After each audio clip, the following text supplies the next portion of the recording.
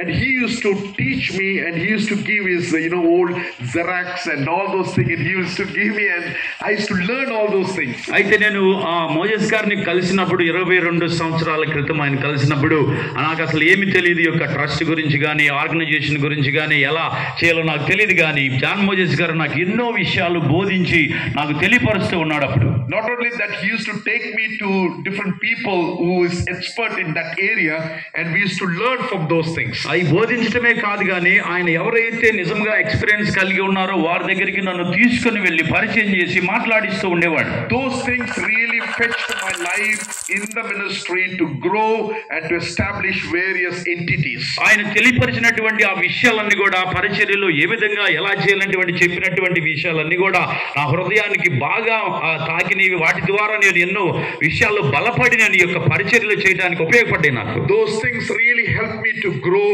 and to